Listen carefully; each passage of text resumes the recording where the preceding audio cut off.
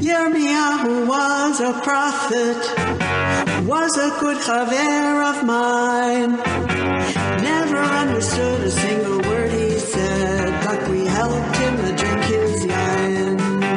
And we always have some mighty fine yain. Singing Simchat Le'olam, Kol HaYiladim now. Simchat to the dagim in the deep blue sea. Simchat to you and me.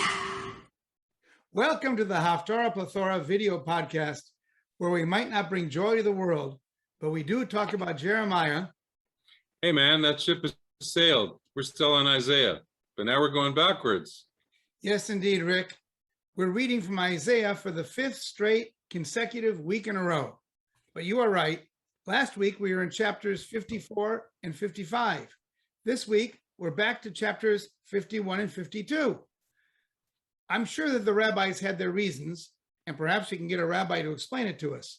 But for today, it's just me and you, the text and the trope, the me being Larry Herman, today sipping some very fine coffee, not wine, and talking Haftara with my very good friend, the king of cannellation, Rick Muller. Hi, Rick. Rick, wake up, wake up. Huh? Hitogri, kumi. I'm up.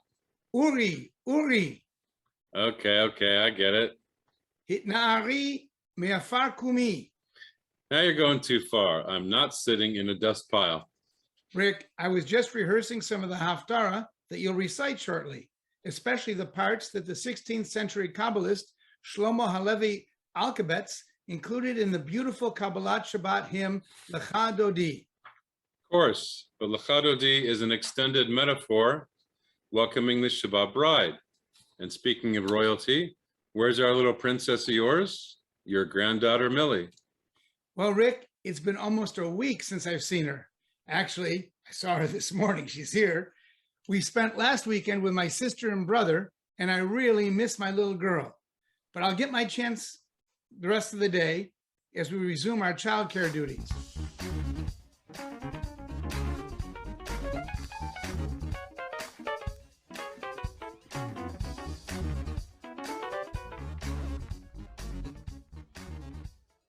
And she sure likes to admire herself in the mirror. Yep.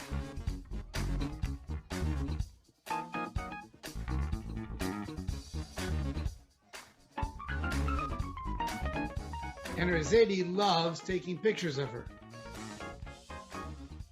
Meanwhile, you can see that she's manipulating her world and teasing us by intentionally dropping things. Oh, that was fast.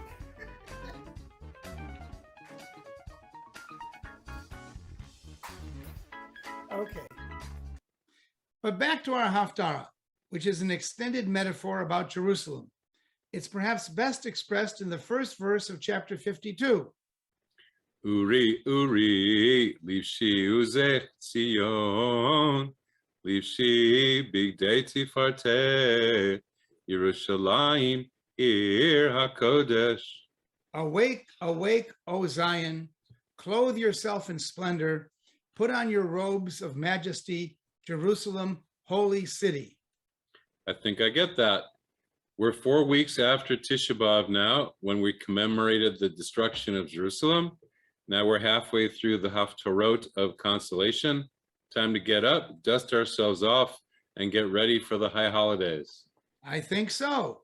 Or as Jerome Kern and Dorothy Fields wrote, and Ginger Rogers sang to Fred Astaire, nothing's impossible I have found, for when my chin is on the ground, I pick myself up, dust myself off, start all over again. You're gonna start dancing too? I don't think we have a license for that. This is Haftara, not Broadway. True, but the idea is the same. We use words and music to inspire us, to remind us that whatever the challenge, this is the time of year that we can turn things around. I'll have a bit more to say about that when you chant the end of the Haftara. But let's talk a little trope before you croon the Haftarah. Croon, huh? I'll just stick to chanting. Rick, I know that you always go for the rarest trope first. What's on the agenda today? Well, actually today, I want to focus on Isaiah's repetition of certain words that he knows that his audience will pick up on. There's 4 examples where Isaiah repeats the same word, and each has some interesting trope to accentuate that repetition. And each of the repetitions start a different section, which is how I think we should divide the chanting when we get there. Sounds good to me. I see that the Haftarah actually starts with a duplication, Anochi, Anochi. Right? And the second section begins with Hitorari, Hitorari in verse 17. And then chapter 52 starts with Uri, Uri, and that's the next section. And then the last repetition and the last section starts with Suru, Suru in verse 11. So we'll start with verses 12 through 16 of chapter 51, where Isaiah, speaking in the name of God, explains that he, Adonai, is their source of protection. What are the things to note in this first section, Rick? Well, again, Isaiah speaking in the name of God. The Anochi is the divine way of saying Ani, the word I. In biblical terms, it's Anochi. And the trope, the Dargat Tavir, it's a shout right at the beginning. It grabs the audience's attention. And then the Anochi is repeated again at the beginning of verse 15. Rick, I noticed that there are some pyrotropics in verse 13, starting with a Gershaim, then a Zarka Segol combination, and followed with a Kadma Va'azla combo. You make it sound like figure skating. This verse has the main theme of the beginning of the Haftarah, that the people who at this point are in exile should focus on God as the powerful creator with a big C of the universe, and not on their fear of their oppressors. So the Kadma V'Azla, your favorite, is on Vatfached Tamid, that you're afraid all the time, Tamid, forever, Kol Hayom, all the day long, is the continuation of the Reviyah there. But it reminds me of the song about Gesher Tsar Ma'od, how the path ahead of us is a narrow path, but the point is, lo lefached klal, lefached, don't be afraid of everything. And I heard a rabbi, I think it was Eddie Feinstein, said that it's not like you shouldn't be afraid of everything at all. I mean, there are some things in life to be afraid of, but you shouldn't be afraid all the time. You should choose what to focus on and try to be happy the rest of the time, I think is what he meant. So, nice brush. Thank you. That's what I get out of the Vatfached Tamid, the emphasis there, the Kadma V'Azla there. So thanks. And then the Zarka Segol that you bring up, of course, in verse 13, there's only one in the Haftarah. It's very rare. On top of Shamayim and on top of Aretz. Whenever I hear Shamayim V'Aretz, I think of creation, the creation of the world. And then that's repeated in verse 16, Lintoa Shamayim V'Lisod Aretz. So Isaiah obviously is using Shamayim V'Aretz twice. The first time with the verb noteh, nun tet he, and here the second time a similar sounding verb, lintoa, with the nun and the tet and the ayin. The second one means plant, and the first one, what does it mean? The noteh with the hay again? Stretched out is what the Eitz Chaim says. But I just like the alliteration, the poetry of using verbs that sound alike. It echoes in the audience's head, you know? Isaiah may have been the greatest poet in history. Yes, or at least in the Chumash. Well, the text is found on page 1108 of the Eitz Chaim Chumash, or you can just look at the text on screen, thanks to our fontenator, Norm Gar. Fontenator, like a fountain of fonts? Whatever, let's start. Baruch atah Adonai Eloheinu melech haolam, asher kitshanu b'mitzvotav v'tzivanu la'asok b'divrei Torah. Amen. Anochi, Anochi,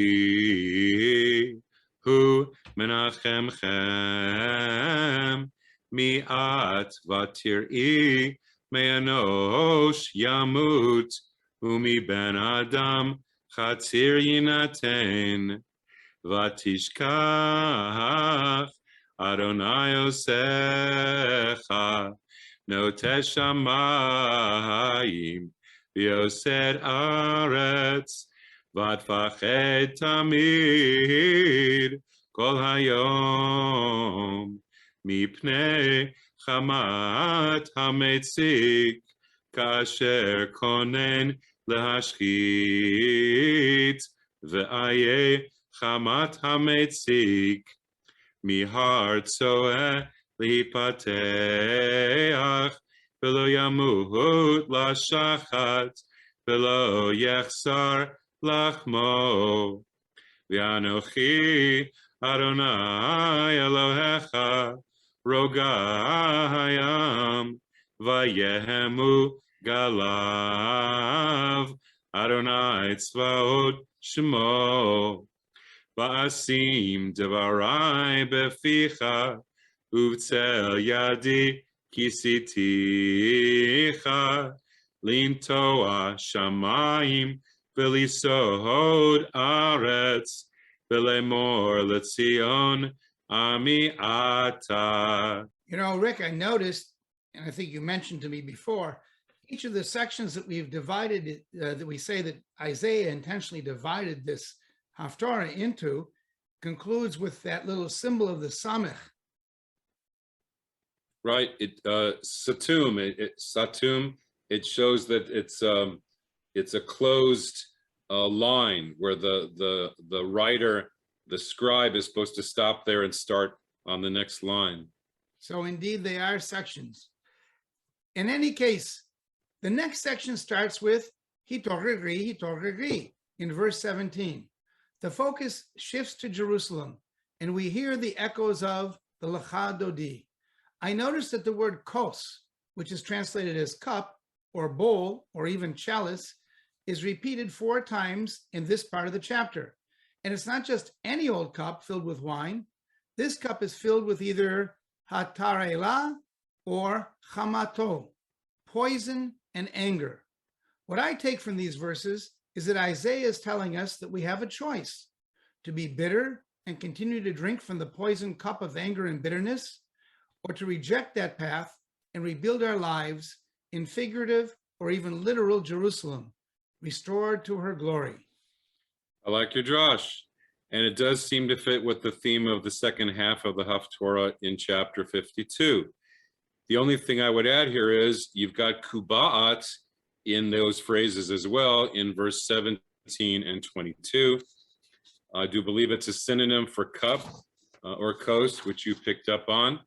The repetition is another example of Isaiah's poetry.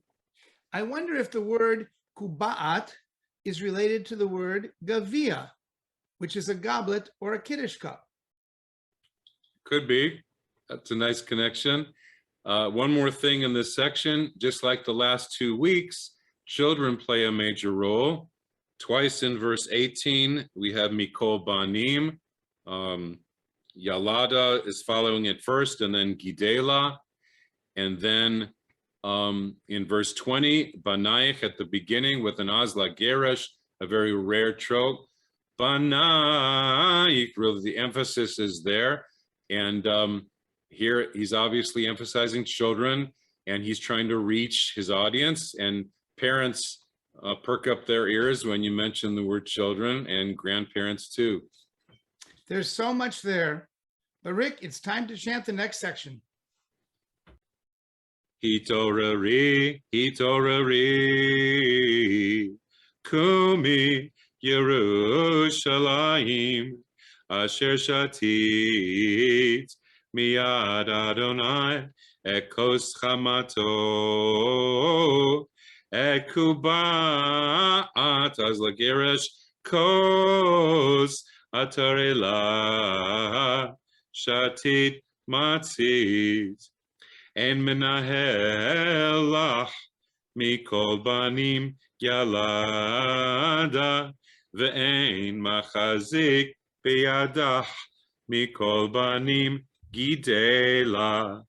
שתיים הנה קורותייך, מי ינוד לך, השוד והשבר, והרעב והחרב, מי ינחמך. בנייך ולפו שכבו, בראש כל חוצות כתום יחמר, המלאים חמת אדוני, גארת אלוהיך. לכן, another לכן, שמינה זאת ענייה, ושחורת ולא מיין. כה אמר אדונייך אדוני, ואלוהיך יריב עמו, הנה לקחתי מידך את כוס התרעלה, את קובעת כוס חמתי, לא תוסיפי לשתותך עוד. ושמתיה ביד מוגייך, אשר אמרו לנפשך, שכי ונעבורה, ותשימי הארץ גבך, וכחוץ לעוברים. The next chapter and section starts with Uri, Uri, which is very similar to Hitorari, which started the previous section. The root is the same, Ayin Right. Vav Resh. Yes, right. They're both kind of wake-up calls, and you have another echo of that in verse 2 coming up. Hina'ari, again with a dargah tavir to bring attention to it. Hina'ari me'afar, shake off the dust. And that's followed by the word kumi, or get up, which also follows the hitorari back in 17, verse 17. And there it was a yativ, really grabbing the audience. Which I think is telling us that waking up or being alert is not enough. We also have to act. I like that. And there's even more repetition in this section. Verse 3 and 4, you have Kicho Amar Adonai.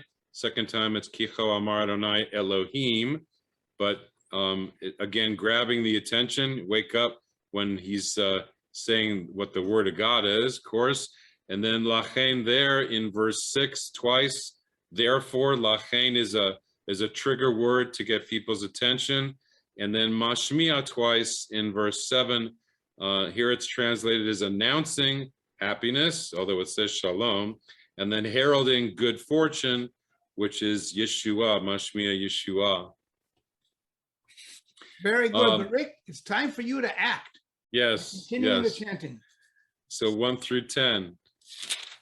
Yes. Chapter 52. Uri, Uri, Livshi Uzech Zion, Livshi, also twice, Bigdei Tifarte, Yerushalayim, Ir HaKodesh, Kilo Yosif, Yavovach Od, Arel V'Tameh, Inari me'afar, kumishvi Yerushalayim, hitpachi mosrei tzavarech, shvia bat Zion, kicho amar Adonai, chinam nimkartem, velo v'chesef tigaelu.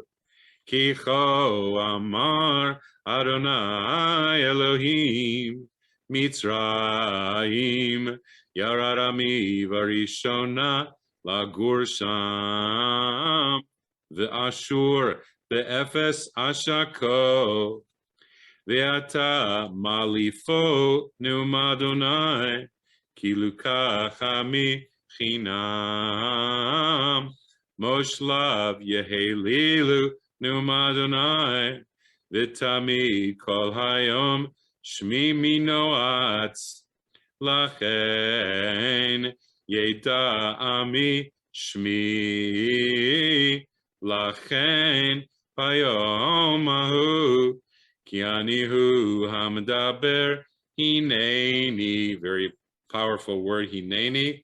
Manavu aleharim ragle mevaser mashmiya shalom mevaser tov mashmiya Yeshua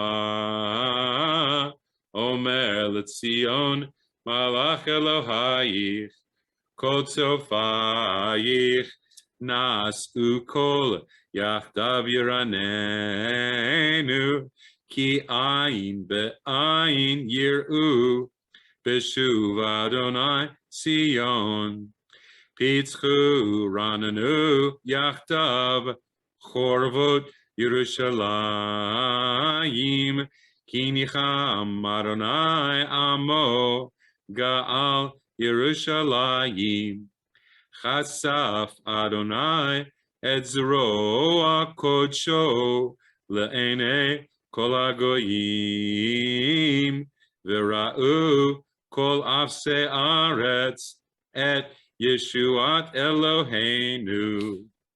Very nice, Rick.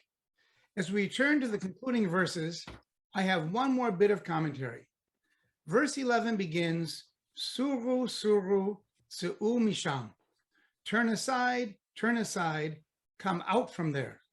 The Suru, or turn, has a hint of return or tshuva, the theme of the high holidays for which we're preparing. Isaiah was referring to the return from exile, but the timing of the Haftarah, coinciding with the beginning of the month Elul, when we hear the shofar each morning, is referring to our turning away from the sadness of Av and perhaps from the bitter chalice from which we've been drinking in our lives to a better, happier, and sweeter season, filled with apples and honey and pomegranates and dates. Hey, you're making me hungry. Let me finish the Haftarah so we can get something to eat. Okay, Rick, take us home by chanting verses 11 and 12 of chapter 52. Suru, Suru, Tze'u Misham, Tameh Altiga'u,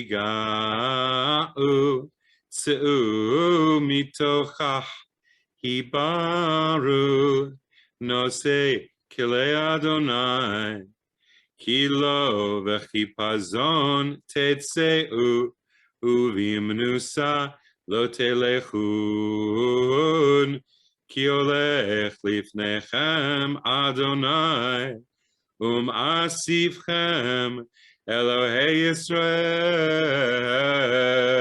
Yisrael. Beautiful, and a beautiful Haftarah, Rick. I really enjoy this one especially. As always, thanks to our Fontenator-in-Chief, Norm Gar, for his technical mastery.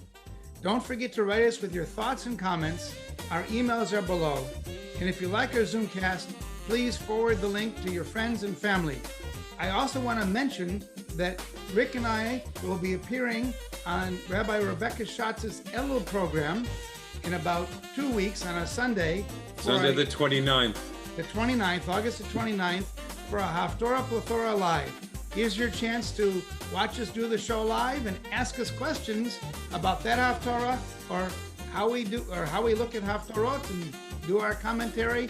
And Rick can maybe help you with some tips on how to chant the Haftarah. We wish you all a Shabbat Shalom. We hope you're all getting a chance to hear the shofar each morning during Elul.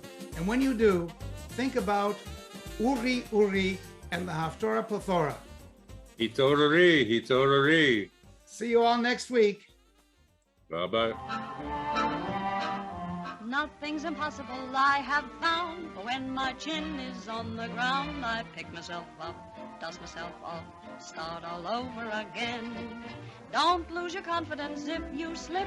Be grateful for a pleasant trip and pick yourself up, dust yourself off, start all over again. Work like a soul inspired till the battle of the day is won. You may be sick and tired, but you'll be a man, my son. Will you remember the famous men who had to fall to rise again? So take a deep breath, pick yourself up, dust yourself off, start all over again.